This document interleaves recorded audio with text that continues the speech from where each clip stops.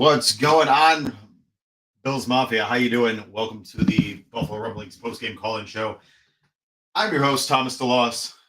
We are here following wow, my screen is all sorts of jacked up. I don't know what is going on with my coloring right here. See if we can figure this out. Don't know why I'm so yellow.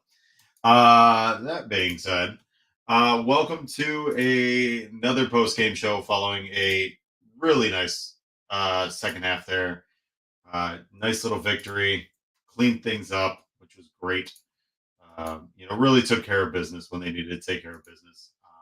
And at this point, you're looking like they're going to be, I believe, at this point, going to be playing Miami next week in Orchard Park. Obviously, a very big matchup heading into the playoffs. Something that I think we're all kind of just sitting and waiting and hoping and praying and wondering what's going to happen. But I'll tell you, it's been a season. How we got to week 18 this fast is unbelievable. This team has been through more adversity than any team. I don't know if ever in the NFL you've ever seen a team go through what they've gone through. Just the absolute litany of just tragedies and weather type events, or just in general, everything they've gone through, injuries, everything has been incredibly difficult at this point. And just like you said here at Calgary Mafia, they done DeMar good. Yes, sir. Yes, sir. That's the type of game that you needed to finish the season off. You didn't want to. The first half wasn't great.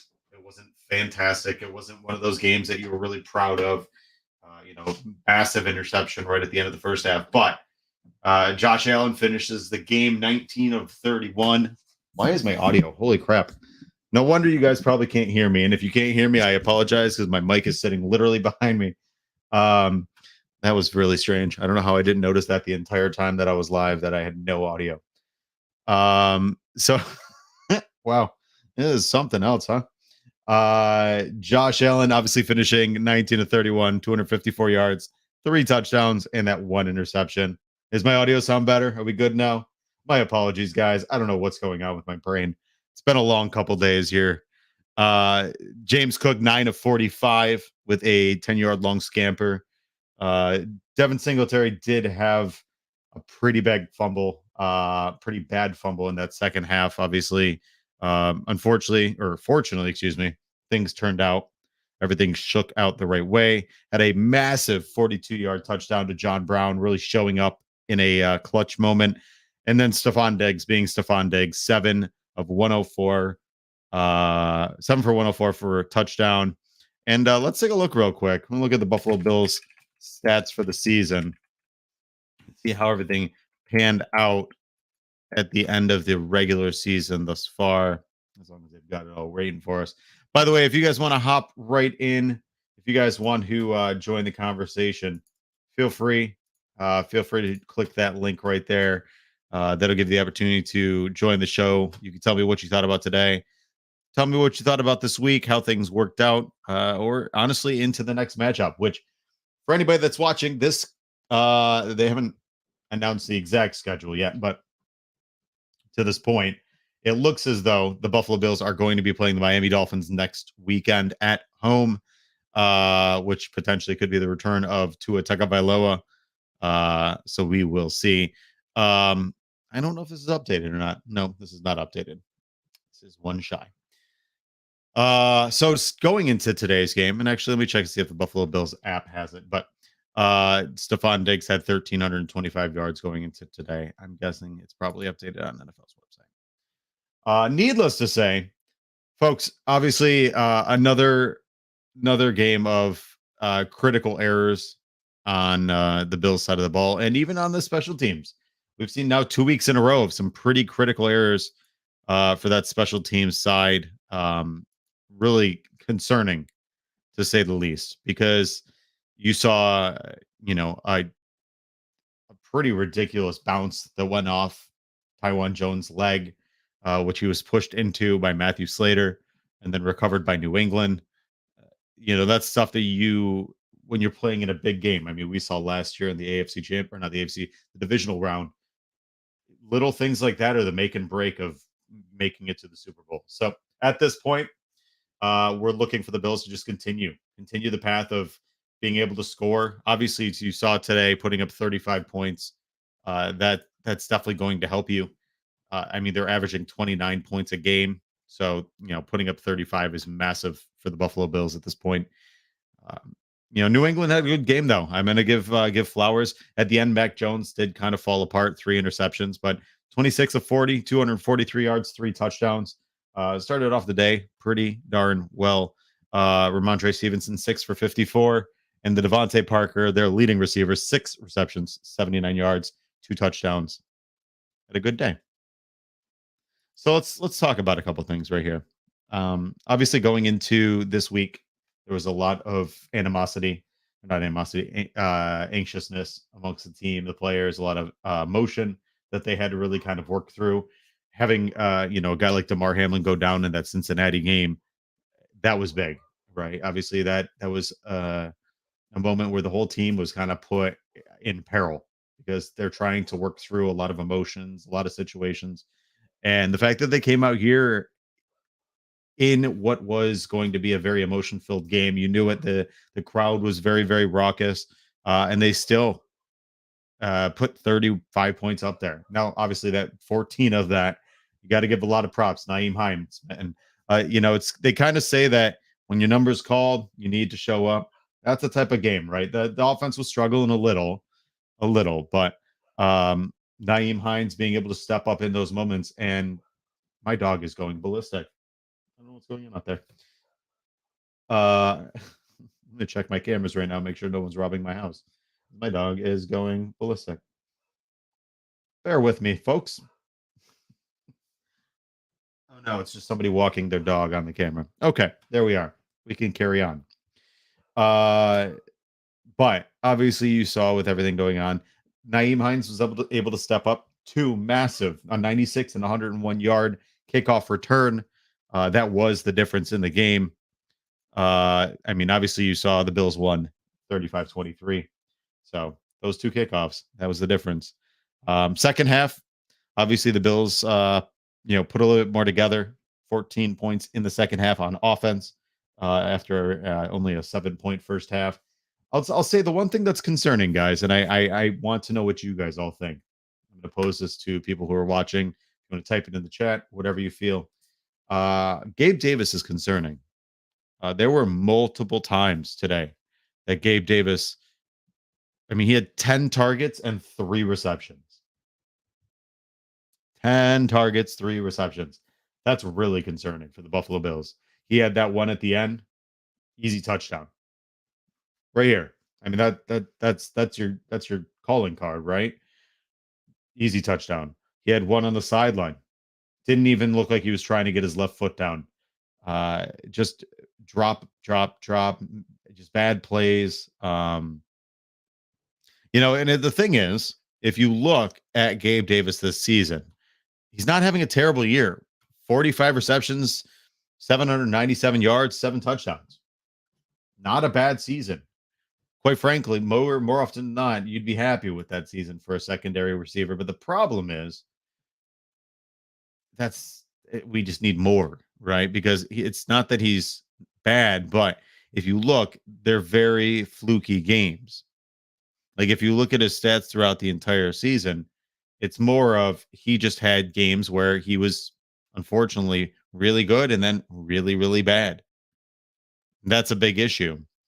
Just purely based on the fact that you can't have that much of a roller coaster style ride when it comes to a second receiver, because if you can't get to Diggs, you need somebody to be able to carry the weight.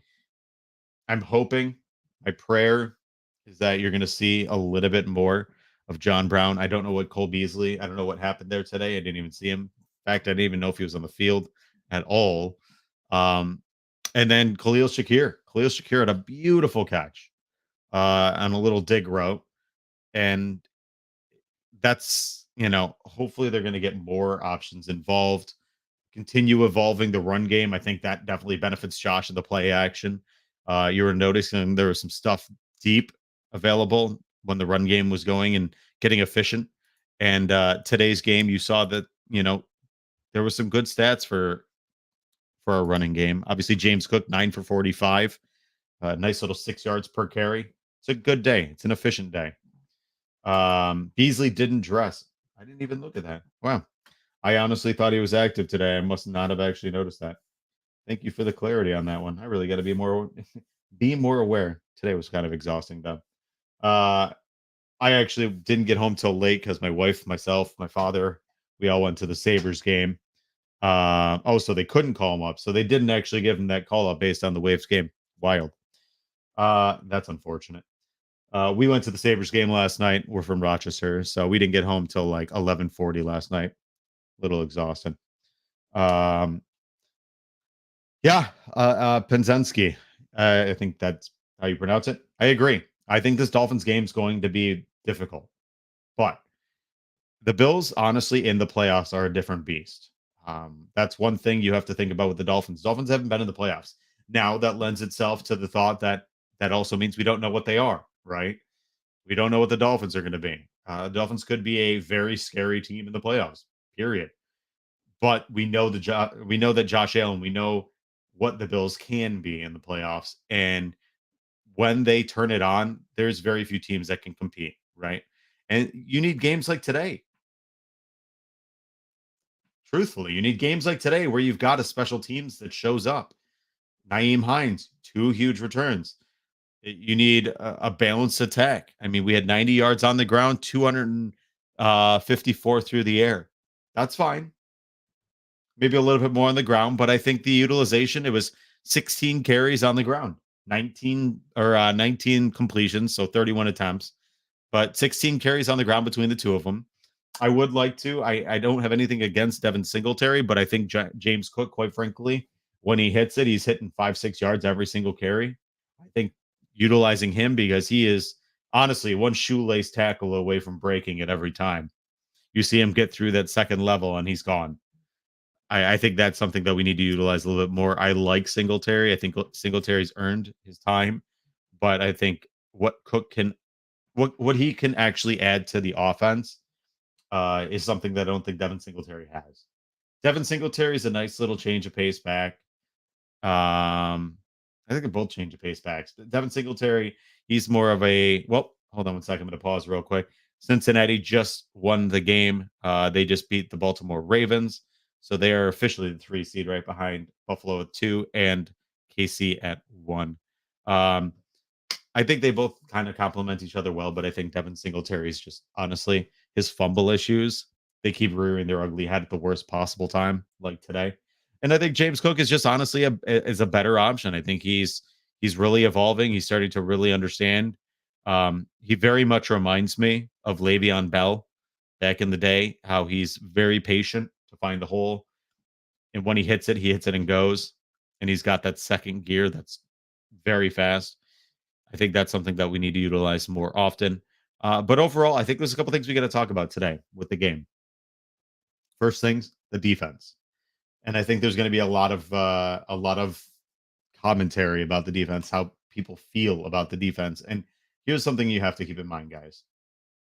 Unfortunately, when you've got a team that went through what it went through, there's a lot of emotion involved. Obviously, we all know this. We're all Bills fans. We're kind of going through this. I think the tough part is the team that took the field today, we're on our third safety, right? So obviously you lost Micah Hyde, you lost Damar Hamlin, now you had Dean Marlowe, and that's on top of the fact that Cam Lewis and Jaquan Johnson have also played this season, and a little bit of Saran Neal too. Then on the cornerback position, it's just been a rotating jumble, right? We're still waiting to hear from Christian Benford, even though he's activated off the IR. Kyer Elam, I think he did decent today, pretty well. Trey continues to get picked on. I think it's just unfortunately he's just not Trey that we really know and love yet. I don't think he will be. Or excuse me, I don't pause. I don't I don't want to put it out there that I don't think he will be. I think he can be. I think the problem is the expectation to this point is that he was supposed to be immediately, and unfortunately, quite frankly, he's not there yet, and that's fine. It's tough to come back. I mean, unless you've actually had an ACL injury, you don't really know about what kind of, just the tribulations of going through that. Getting, I hate to use the word sea legs, right? Or that phrase, sea legs. That's really where he's at right now. He's trying to get back to where he feels comfortable again. That interception was very lucky. I'm surprised he didn't get a defensive holding on that. And then on top, it just wasn't a great pass in general. Needless to say, it was a good confidence boost, and I'm sure it'll definitely help him going forward. But let's just take a step back with the defense. The defense is going through a lot right now. They're trying to work some kinks out. Having talent not there, it was tough.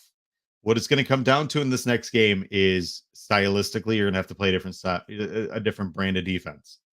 You can't play Miami the way you played New England. Now, we don't know if Tua is playing. My assumption, he will. If I had to guess, I think they're going to put him out there because it's the playoffs and who cares? It's one and done. If he gets injured, I don't think they care all that much. I don't think they cared all that much at all this season anyway, based on how they took care of him and protected him and made sure he was healthy. So my guess is you will see Tua Tagovailoa back this week, which means you're going to have to play what the Rams did, what the 49ers did against them, where you're going to be clogging the middle of the field. You saw us struggle against them when we played them a number of weeks back. So we're just gonna have to clamp down. The nice thing is we have tape on them now 2 times, so that's gonna help. Tyreek did go out again today with another injury, so that's something to keep an eye on. Tomorrow night on Buffalo Late Night, my show, I will have Dr. Kyle Trimble on. We'll talk about all the injuries to the Buffalo Bills, which we saw. Spencer Brown with an injury. It looked like his ankle that was hurting him. We saw just a couple guys get kind of dinged up, but then we're going to also talk about the Dolphins as well. What expectations there are in injuries. I will say for anybody that wants to go to that playoff game, I would get your tickets soon.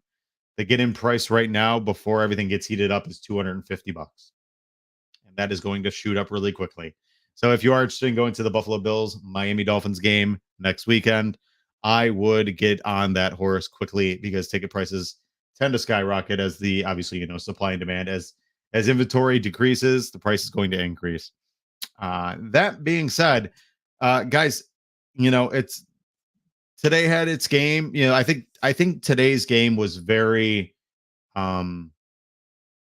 it was very similar to a lot of games this season for the Buffalo Bills. If you look at the way they played for most of the season, it was very up and down, minus the first couple games. But I think I think the fact that Josh's arm not being able to throw as much during the week is why in the beginning of the season he was fine because they were and he was in a rhythm.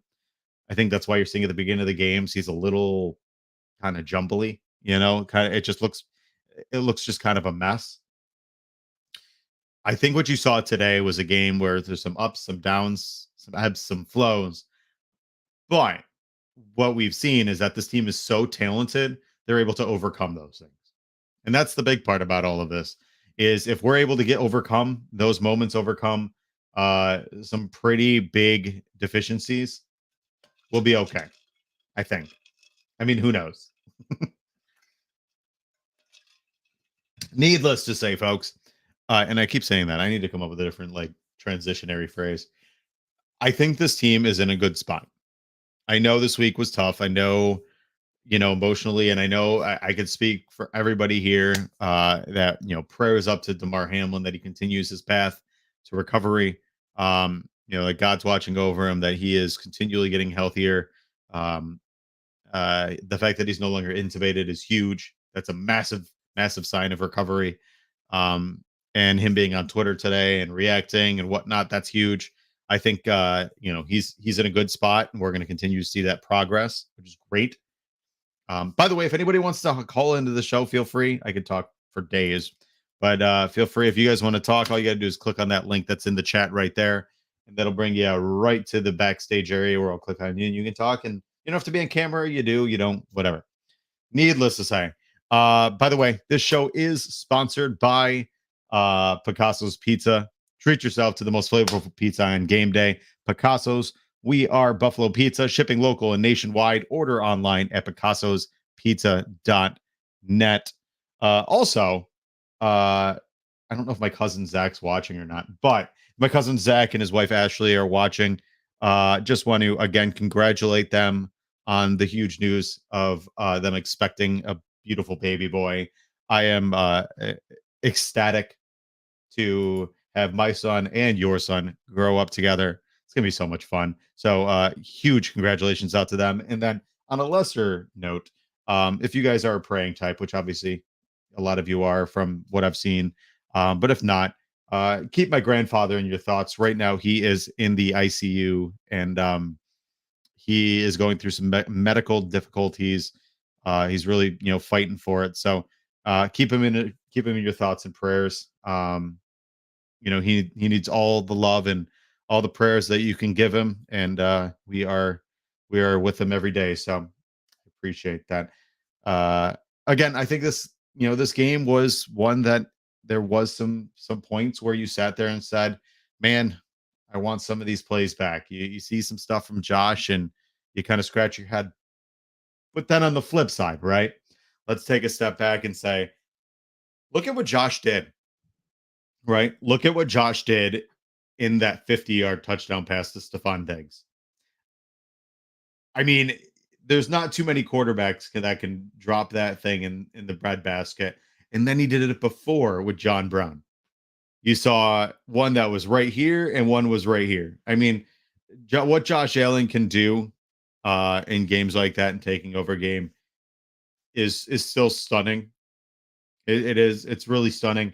He has become such an unbelievable quarterback that even in the worst games, he can still pull it out and win the game for you. So that's massive. And obviously, when you have situations like that, it uh, makes you comfortable and confident. And I very much, I have a very similar perspective about the Buffalo Sabres. For anybody that's a Sabres fan, which if you are not watching the Sabres, I would absolutely get on that train. The Sabres are a wagon. They are unreal. They are talented. If you watched the game last night, it was one for the ages. Um, when I talk about that, I think the Bills are very similar to the Sabres because they've got Tage Thompson, just like the Bills have Josh Allen, where one guy on the team is always going to keep you alive because they're just uber talented and it's so much more than just like the past teams of Buffalo. Man, they take it to the limit. They make you believe at all times that you're really never out of it. And it's crazy. And I believe personally, obviously the Bills are already in the playoffs. I personally believe, I think Josh Allen, well, excuse me, I think Tage Thompson and the Buffalo Sabres will also be in the playoffs this year.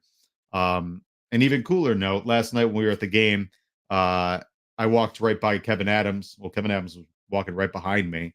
And I had thanked him for everything that he had done and what he's done for the Buffalo Sabres and turning them around. And he had said, thank you. And, I appreciate you saying that, this, that, and the other. And, just talking to him, you can just tell how these franchises are built. They're built in such a way that they're run with class. They're run with a certain level of care. There is such a core of love and compassion and family. It's wild, man. It's such a cool experience. I think that's the type of thing that carries teams. And you know what? In a week like this, to put up 35 points against a very good Patriots defense, remember that obviously it was 14 on special team, or yeah, 14 on special teams, 21 on offense. To be able to do what they did today after the week they've had is a testament to the team they have. Because a lot of teams after what they went through would have folded. They didn't. They showed up and they showed out large.